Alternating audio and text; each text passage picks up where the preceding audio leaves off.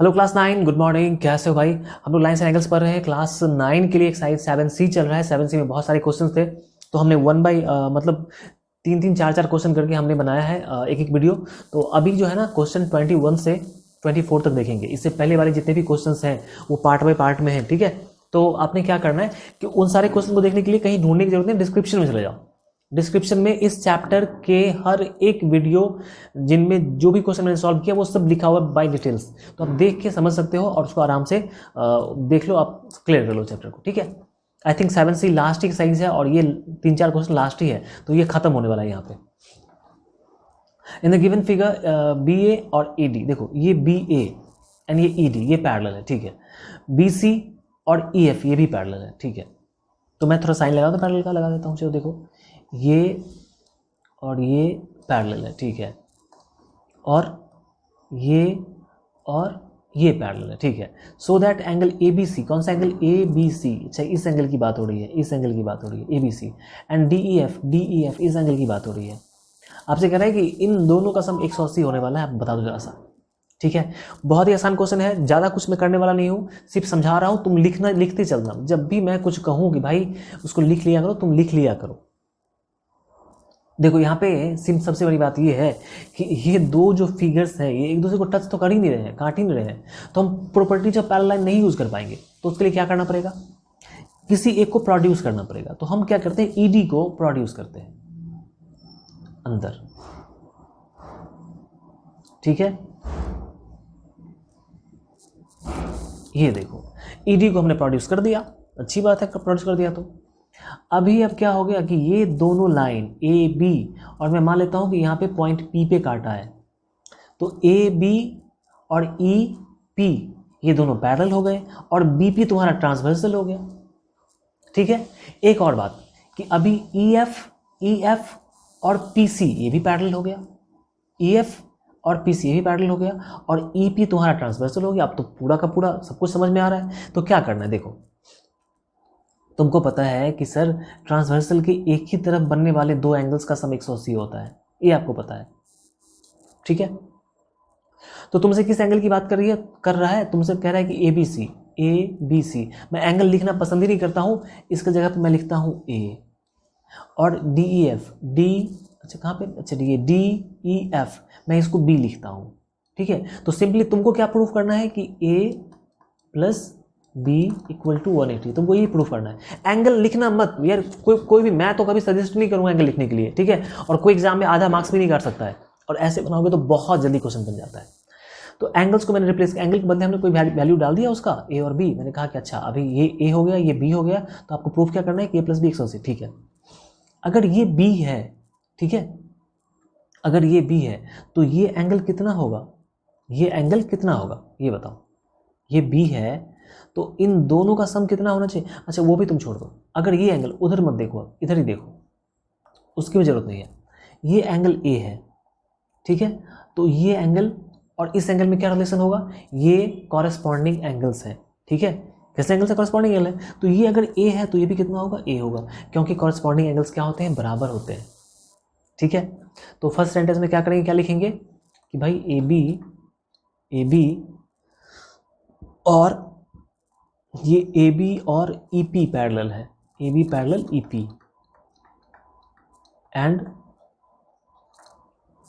BP is transversal, या BP नहीं, सीधा BC कर देते हैं, यहां आगे बढ़ा देते हैं, एंड BC इज ट्रांसवर्सल। इसीलिए ये जो एंगल है आपका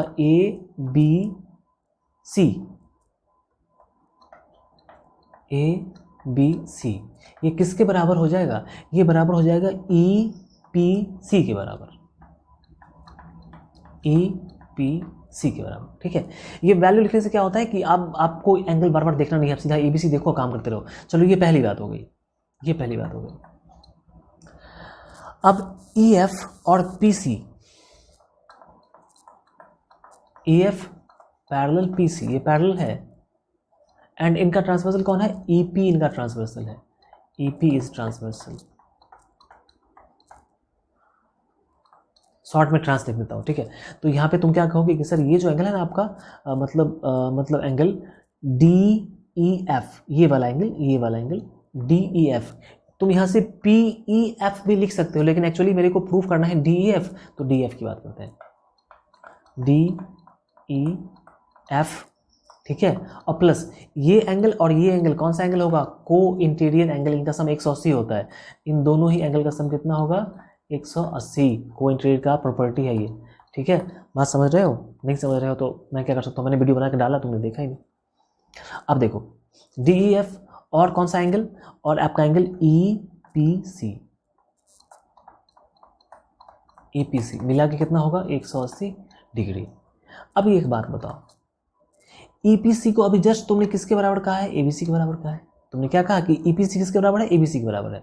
तो ठीक है, ये DEF तो छोड़ दो, DEF छोड़ दो, ये EPC किसके बराबर है, ABC के बराबर है, ABC 180। यही तो प्रूफ करने के लिए दिया हुआ है। ये तो है कि ABC plus DEF 180, DEF plus ABC 180, यही तो प्रूफ करना था। हो गया प्रूफ। हर क्वेश्चन में थोड़ा बहुत कंस्ट्रक्शन करना ही पड़ेगा, that is the only option. Next question, in the given figure M and N are two plane mirror perpendicular to each other. देखो ये M और N दो प्लेन मिरर है, ये है M और ये है N, ये एक दूसरे परपेंडिकुलर, मतलब यहाँ पे 90 का एंगल बन रहा है। तो so that incident ray CA is parallel to BD reflected. देखो ये CA इंसिडेंट रे है, CA इंसिडेंट और ये रिफ्लेक्टेड रे है। प्रूफ करना है कि दोनों पैरेलल है। यहाँ पे एरो गलत दिया हुआ है, यहाँ पे एरो ऐसे होगा, यहाँ पे एरो ऐसे, इंसिडेंट का एरो ऐसे होता है, ये तुमको प्रूफ करना है, ठीक है। तो जब भी ये पैरेलल वाला कुछ प्रूफ करना होता है तो हम क्या करते हैं, कैसे तुम बताओगे कि ये पैरेलल है। तो पैरेलल वाला जब भी तुमको कुछ बताना होगा तो तुम सिंपली क्या करने वाले हो कि तुम दिखा दोगे कि या तो अल्टरनेट एंगल बराबर है या फिर को इंटीरियर का सम 180 डिग्री है, ठीक है। ऐसा कुछ तुमको दिखाना पड़ता है, ऐसा कुछ तुमको दिखाना पड़ता है। तो कैसे दिखाओगे, समझो बात को एक एक करके, बहुत ही आसान चीज़ है। यहाँ पे BP और PA ये नॉर्मल ड्रॉ किया हुआ है। BP तुमने रिफ्लेक्शन पढ़ा होगा ना क्लास 7 में या 8 में, तो ये क्या चीज़ है, देखो ये BP और AP क्या है, नॉर्मल है। नॉर्मल क्या करता है भाई, नॉर्मल बेस के साथ 90 का एंगल बनाता है, नॉर्मल बेस के साथ 90 का एंगल बनाता है, ठीक है। तो अब गौर से देखो, तुम एक थोड़ा सा सिंपली जो मैं कह रहा हूँ उस चीज़ को देखना। ग्रीन, ये ग्रीन वाला मेरा लाइन, ठीक है, ये ग्रीन वाला मेरा लाइन, यहाँ से भी मेरा ग्रीन वाला लाइन देखो, और यहाँ से भी मेरा ग्रीन वाला लाइन देखो। तुमको लग रहा होगा सर ये तो एक तरह का क्वाड्रिलेटरल है, तुमको लग रहा होगा सर ये जो ग्रीन आपने खींचा ये क्या है, क्वाड्रिलेटरल है। और क्वाड्रिलेटरल में 4 एंगल होते हैं, चारों एंगल को जोड़ने पे कितना आता है, 360 आता है। तो इसका 3 एंगल तो 90 90 90 हो गया, 270 तो यही होगा। तो जो चौथा एंगल बचा हुआ है ये तो 90 ही होगा, एग्जैक्टली 90 होगा, क्योंकि 4 एंगल मिलके 360 पूरा करना है। तो 90 90 और 90 मिलके 270 हो गया, तो सिर्फ 90 90 ही बचा हुआ है। तो ये एंगल तुम्हारा क्या होगा, 90 होगा। बात समझ में आ गई, ये एंगल 90 होगा, ठीक है।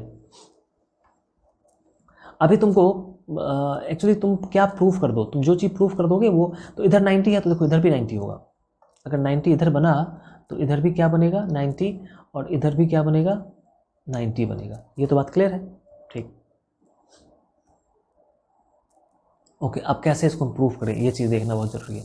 एक तो अगर इस दोनों को पैरेलल प्रूफ करना है तो तुम दिखा दो कि ये पूरा एंगल और इस पूरे एंगल का सम कितना है, 180। तो को इंटीरियर जैसे ही 180 हुआ तो ये दोनों पैरेलल हो जाएगा, ऐसे भी दिखा सकते हो, ठीक है।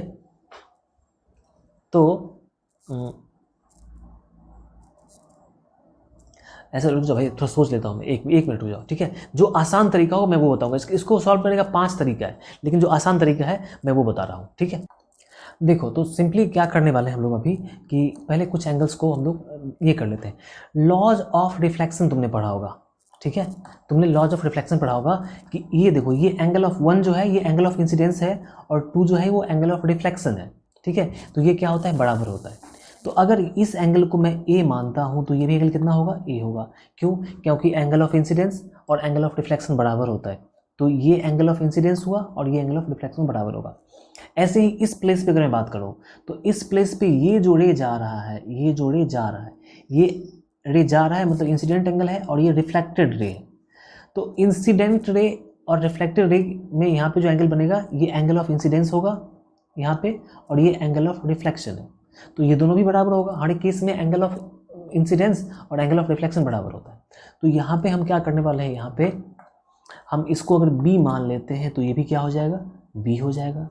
सीधी सीधी बात है, बात समझ में आ रही है। हमने क्या करना है, हम एंगल ऑफ इंसिडेंस और एंगल ऑफ रिफ्लेक्शन बराबर होता है, तो अगर ये a है तो ये भी a होगा। इस केस पे ये एंगल ऑफ इंसिडेंस है, ये एंगल ऑफ रिफ्लेक्शन है, तो हमेशा बराबर होता है। तो अगर इसमें इसको मैं b मानूंगा तो ये भी क्या होगा, b होगा। तो इन दोनों लाइन को प्रूफ पैरेलल प्रूफ करने के लिए तुमको क्या प्रूफ करना पड़ेगा कि को इंटीरियर का सम 180 है। ठीक है, अगर को इंटीरियर का सम 180 हो जाता है तो लाइन पैरेलल होता है।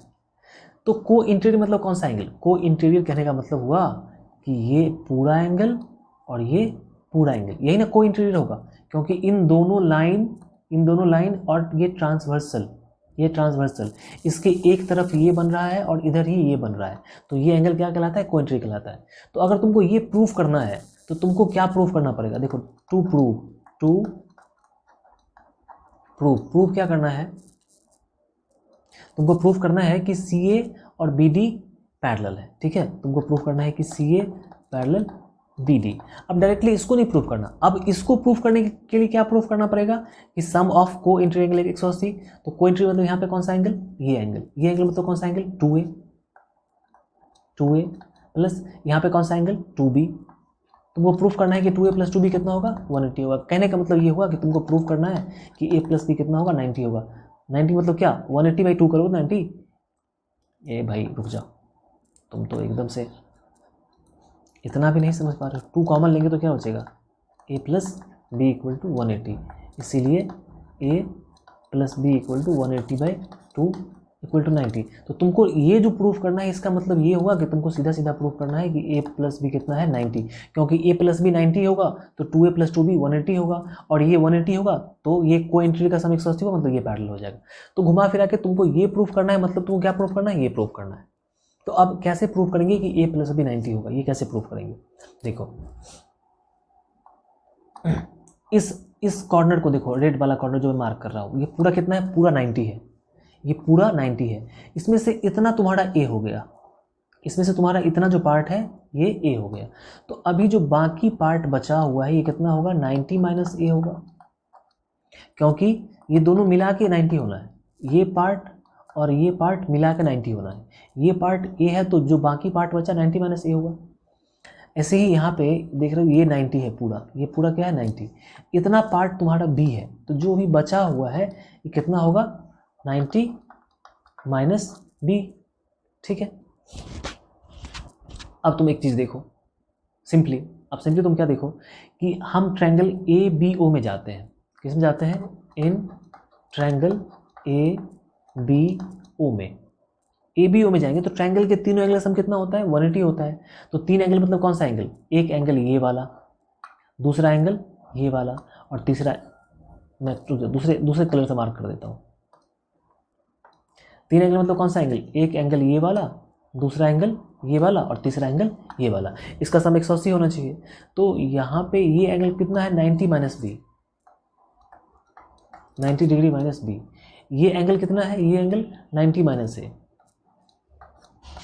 प्लस 90 डिग्री माइनस A, और प्लस ये एंगल कितना है, ये तो 90 है, तो इसको सीधा सीधा 90 ही लिखो, इक्वल टू कितना हो जाएगा, 180 हो जाएगा। अब देखो कैसे प्रूफ करते हैं, 90 यहाँ से और 90 यहाँ से, कितना 180, minus A minus B, minus A minus B, और प्लस यहाँ से 90 इक्वल टू 180। देखो 180 इधर कैंसिल हो गया। ठीक है, तो A plus B minus common ले लेते हैं, और इस 90 को हम इधर ले जाते हैं, तो कितना हो जाएगा, माइनस 90। अब ये माइनस माइनस कैंसिल हो गया, तो A प्लस B कितना आ गया, 90। अब A प्लस B 90 का मतलब क्या था, A प्लस B 90 का मतलब क्या था, मतलब ये था कि अगर A प्लस B 90 है, इसीलिए 2A प्लस 2b कितना होगा 180 होगा, क्योंकि 2a प्लस 2b लेके चले हैं तभी तो a प्लस b 90 आया है। और 2a प्लस 2b क्या है, को इंटीरियर है, तो क्या लिखेंगे, बट दीज आर को इंटीरियर एंगल्स। इस और जब को इंटीरियर का सम 180 हो जाता है तो तुम्हारा लाइन पैरेलल हो जाता है, तो AC और BD पैरेलल हो जाएगा, ठीक है। इसीलिए CA पैरेलल BD, ठीक है। कुछ ज़्यादा ही हो गया पैरेलल लाइन का साइन, CA पैरेलल BD, ठीक है। समझ में आया? देखो काफ़ी अलग तरह का सॉल्यूशन है, बिल्कुल अलग तरह का, बिल्कुल क्रिएटिव सॉल्यूशन है, ठीक है। क्या करना है, ये लाने के लिए क्या लाना पड़ेगा, ये लाना पड़ेगा। अब ये कैसे लाना है ये सोच लिया और हमने यहाँ पे क्लियर कर दिया, ठीक है। चलो 22 के बाद 23 नंबर क्वेश्चन देखते हैं।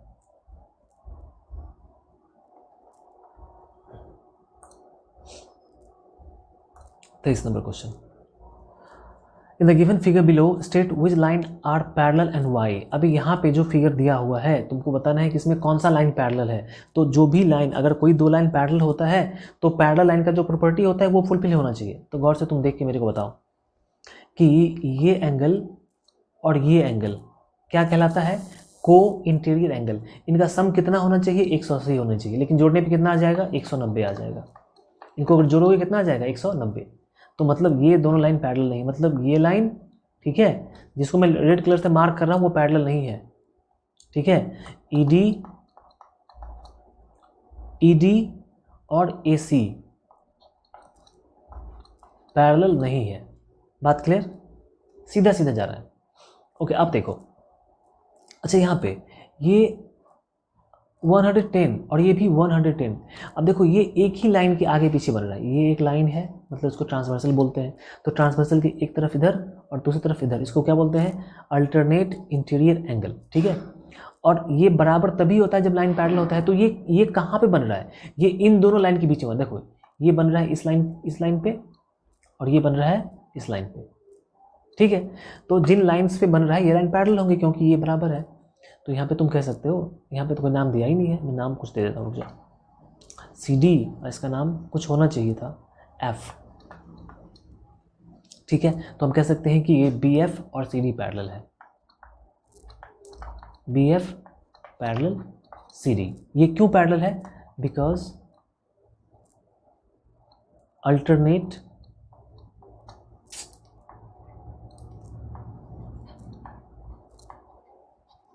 Interior angles are equal, interior angles are equal, ठीक है। तो तुमसे पूछा कि कौन सा लाइन पैरेलल है और क्यों पैरेलल है, तो ये लाइन पैरेलल है, इसका मैंने लिख दिया। ये लाइन पैरेलल नहीं है, नहीं लिखना है बस, ठीक है। अगर पूछता है कि क्यों नहीं इक्वल है तो लिखते कि भाई यहाँ पे सम कितना होना चाहिए, 190 होना चाहिए, सॉरी 180 होना चाहिए, जबकि इन दोनों को इंटीरियर का सम 190 आ रहा है, तो ये पैरेलल नहीं होगा। Two lines are respectively perpendicular to parallel, two lines, ठीक है। देखो टू लाइन्स, ठीक है, पिक्चर बनाना पड़ेगा भाई यहाँ पे। ओ थोड़ा मोटा, टू लाइन्स, ठीक है, पहला लाइन दूसरा लाइन, ठीक है। नहीं ये बात नहीं कह रहा था वो कुछ ऐसा कह रहा है। देखो वो कह रहा है कि two lines are respectively perpendicular to two parallel line. दो पैरेलल, ये दो पैरेलल लाइन है, इस पे दो लाइन्स ऐसे हैं जो परपेंडिकुलर हैं, ठीक है। इस पे दो लाइन्स ऐसे हैं जो परपेंडिकुलर है, मतलब ये परपेंडिकुलर है, ठीक है, और यहाँ भी ये परपेंडिकुलर है। तो परपेंडिकुलर कहने का मतलब क्या हुआ कि यहाँ पे 90 का एंगल ये भी बनाता है और 90 का एंगल ये भी बनाता है। Two lines are respectively perpendicular to two parallel line. इन दोनों पैरेलल लाइन पे ये दोनों लाइन परपेंडिकुलर है, तो तुमको प्रूव करना है कि ये दोनों लाइन भी क्या होगा, पैरेलल। हमने रे खींचा है भाई, लाइन खींचना था। चलो इसको पीछे मिला के हम सही कर देते हैं। अभी ये लाइन बन गया और ये दो लाइन है, चलो ठीक है। तुमको क्या प्रूफ करना है कि ये दोनों लाइन भी क्या होंगे, पैरेलल, ठीक है। तो पैरेलल होने का प्रॉपर्टी क्या है, कैसे पैरेलल प्रूफ करेंगे। हमने क्या कहा कि जब भी किसी दो लाइन को पैरेलल प्रूफ करना है तो तुम ये प्रूफ कर दो कि अल्टरनेट एंगल बराबर है, कॉरेस्पॉन्डिंग एंगल बराबर है, ठीक है, ऐसे कुछ प्रूफ करना है। तो यहाँ पे गौर से देखो, ये एंगल और ये एंगल बराबर होगा, तुम पूछो क्यों बराबर होगा, क्योंकि ये एंगल और ये एंगल, ठीक है, कॉरेस्पॉन्डिंग एंगल्स हैं। क्यों कॉरेस्पॉन्डिंग एंगल है, क्योंकि तुम्हारा ये लाइन और ये लाइन बराबर है, सॉरी पैरेलल है। ये लाइन और ये लाइन क्या है, पैरेलल है। नाम दे देना तुम, ए बी, इधर सी, इधर डी, ठीक है, यहाँ पे पी, यहाँ पे क्यू, यहाँ पे आर, यहाँ पे एस, ठीक है। लाइन हमने पूरा का नाम लिख दिया सबका। तो सिंपली कहोगे कि जो एंगल P है और जो एंगल Q है वो बराबर है। क्यों बराबर है, क्योंकि ये कोइंटेरियर है। क्योंकि तो देखो यहाँ पे लिखोगे कि AB पैरेलल CD, ठीक है, and PQ is transversal, PQ is transversal. इसीलिए ये जो एंगल होगा, इस एंगल को हम x कह देते हैं, ठीक है, और इस एंगल को भी हम x ही बोलेंगे, ठीक है। तो तुम्हारा यहाँ पे कुछ नाम देना पड़ेगा कुछ अलग से, ठीक है। यहाँ पे हम नाम मैं नाम क्या दे दूँ, D, और यहाँ पे नाम दे देता हूँ E, ठीक है, तो ताकि ये एंगल हम लिख सकें। तो DPR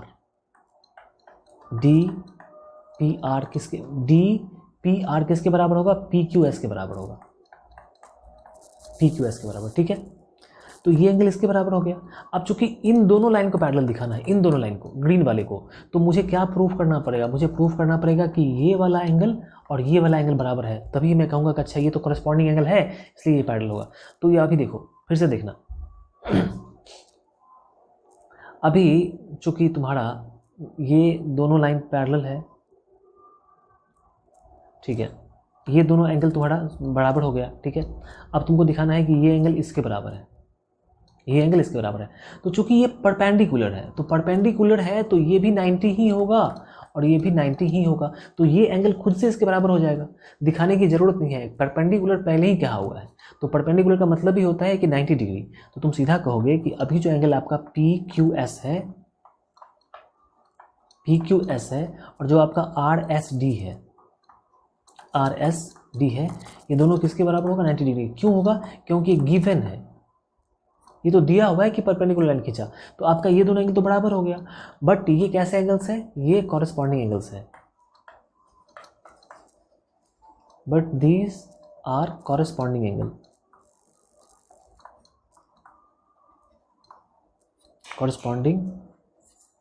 एंगल्स, ठीक है। इसीलिए जो आपका लाइन DQ और ES पैरेलल हो जाएगा, इसीलिए DQ parallel ES। I think यहाँ पे ये पूरा एक्सरसाइज खत्म हो चुका है, पूरा का पूरा चैप्टर 7 खत्म हो चुका है। चैप्टर 7 के बाद अभी हम लोगों को क्या पढ़ना होगा, ट्रायंगल के बारे में जो बहुत सारी इंपॉर्टेंट प्रॉपर्टीज़ हैं वो पढ़ना होगा, फिर उस पर बेस्ड एक्सरसाइज है। तो ज्योमेट्री पूरा का पूरा मैं एकदम सही से पढ़ाते जा रहा हूँ, एक एक क्वेश्चन एक एक एक्सरसाइज को अच्छे से डील करना। तो ज्योमेट्री में बस तुमको यही करना है कि हर वीडियो को डिस्क्रिप्शन में चेक कर लेना है, ठीक है। आगे की वीडियो का लिंक दिया हो रहा है, एक भी वीडियो मिस नहीं करना। इस साल बस तुम पढ़ लो, ठीक है। क्लास 9 में तुम इस साल बस मेहनत करके पढ़ लो, फिर आगे तुमको कोई प्रॉब्लम नहीं होने वाला है। इस साल नहीं पढ़ोगे, आगे हमेशा प्रॉब्लम रहेगा, ठीक है। तो मिलते हैं फिर नेक्स्ट वीडियो में, तब तक बाय, टेक केयर, जय हिंद।